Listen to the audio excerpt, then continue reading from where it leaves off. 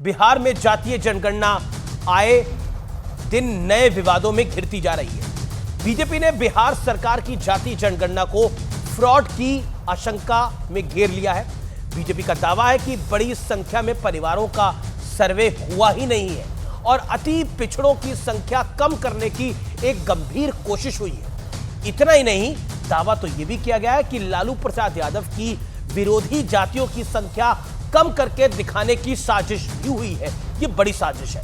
अगर बीजेपी के दावे सही हैं, तो एक बात साफ है कि अब की बार जातियों को चुनाव के लिए लट्टू की तरह घुमाने की पूरी तैयारी की जा रही है।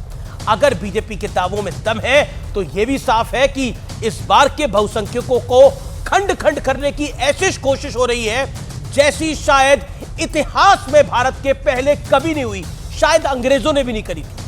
क्योंकि 2014 और 2019 के अलावा देश के अलग अलग राज्यों में हुए चुनाव के नतीजों ने बता दिया था कि बीजेपी अब सिर्फ स्वर्णों की पार्टी नहीं है, बल्कि बीजेपी को दलित का वोट भी बड़ी संख्या में मिल रहा है। इसके अलावा बड़ी संख्या में महिलाओं का रुझान भी बीजेपी की तरफ बढ़ गया है।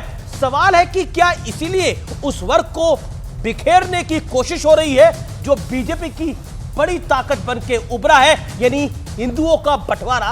क्योंकि अगर बात जनसंख्या के मुताबिक होगी तो भागीदारी की होती है, तो विपक्ष सबसे पहले अपने राज्यों में यह साबित करता कि उन्होंने जो कहा वो करके दिखाया। क्योंकि कर्नाटक में कांग्रेस को बड़ी संख्या में मुसलमान का वोट मिला, लेकिन उनकी वहां कितनी नुमाइंदगी है सब जानते हैं। बिहार में एमवाई फैक्टर वाले आरजेडी ने मुसलमानों को कितनी नुमाइंदगी दी है। डिप्टी सीएम क्या मुसलमान है क्या, ये भी सब जानते हैं।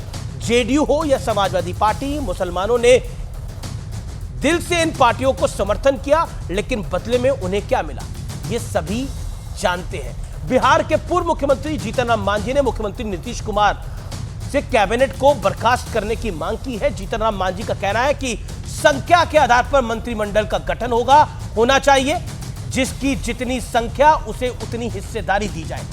लेकिन क्या नीतीश कुमार उनकी ये मांग मानेंगे? इसलिए आज जब इंडी अलायंस के लोग कहते हैं कि जिसकी जितनी आबादी है उसका उतना हक है, तो यह सिर्फ एक जुमला लगता है, एक प्रपंच लगता है। और यह भी आशंका होती है कि क्या इस पॉलिसी की 80% आबादी को बिखेरने की ही प्लानिंग है।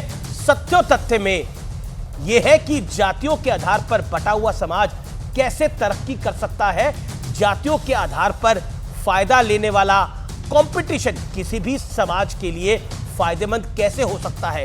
अब देश के दूसरे राज्यों में भी जाति वाली जनगणना की मांग उठने लगी है, इसलिए यह मुद्दा अब बेहद गंभीर और संवेदनशील बन गया है। व्यूअर्स, अब फैसला आपका है, आपको किस तरफ खड़े होना है। आपको एकजुट भारत चाहिए या फिर छोटी छोटी जातियों में बटा समाज चाहिए? क्योंकि प्लानिंग तो सिर्फ एक ही समाज को खंडित करने की है, क्योंकि 20 तो हमारा है, विपक्ष का नारा है, और 80 में बंटवारा है। निर्णय जो है वो जनता जनार्दन को करना है, आपको करना है। ये सत्य कटु जरूर है, लेकिन सत्य बहुत जरूरी होता है सुनना। फिलहाल आर पार में इतना ही। नमस्कार व्यूअर्स।